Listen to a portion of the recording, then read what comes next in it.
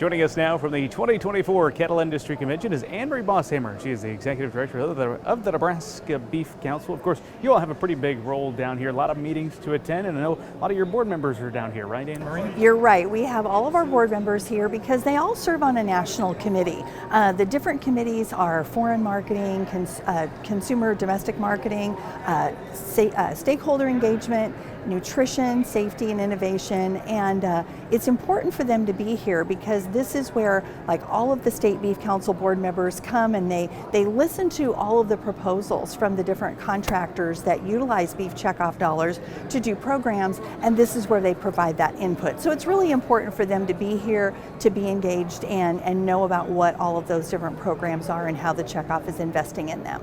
As a reminder for our viewers, the checkoff in Nebraska, you split the money. Half of it stays in Nebraska, if I understand that right, the other half to the national side. You're talking about the national dollars with those proposals, correct? That's correct. So the 50 cents of every dollar that we collect goes to the Cattlemen's Beef Board, and then in September there is an operating committee meeting where there are 10 members from the Cattlemen's Beef Board and 10 from the beef councils that determine how those national dollars are going to be invested.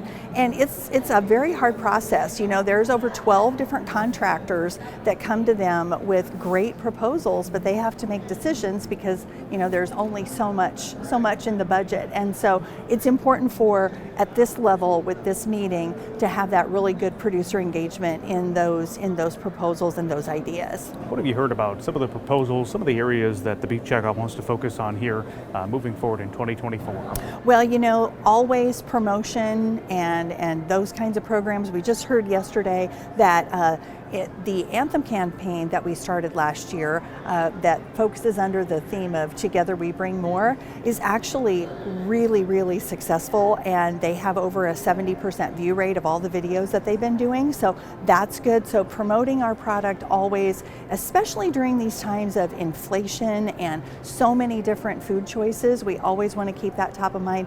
Research is also super important when we look at the dietary guidelines that are going to be coming out and just all of the different things that we have to defend against and talk about, whether it's sustainability or nutrition. We just have to have that research, that foundational research that really makes us more credible with the consumer. Yeah, you bring that up. Of course, the price of beef has gone up, but people continue to buy it. That's something we often talk about on our program. So it seems like a success story for the checkoff, right? Well, you know, it is a long-term program. It isn't something that just happens overnight. And, you know, one of our board members, Jeff Rudolph, always talks about the fact that when COVID hit, you know, we already had beefitswhatsfordinner.com filled with thousands of recipes, and so it was already there. And that's what I really think producers need to understand, is that we're not just thinking the next 2 months, we're thinking 2-3 years out, and how we can continue to better the opportunity for consumers around the globe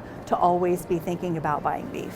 Several of your board members are interviewing for a position on the operating committee. Is that under the Cattlemen's Beef Board, and what's that role look like? So there are 10 spots from the Cattlemen's Beef Board, and we do have a Nebraskan from the Cattlemen's Beef Board that is interviewing, and then there's 10 spots from the Federation of State Beef Councils, and there's 20 people that are interviewing. So it's an important committee because that's the one that decides how those dollars are going to be invested. So we really hope to see some of our Nebraska leadership get on that committee.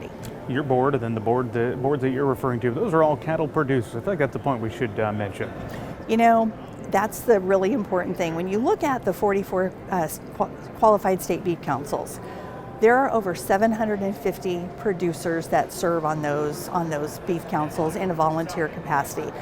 There's no packers, there's no retailers, they are producers.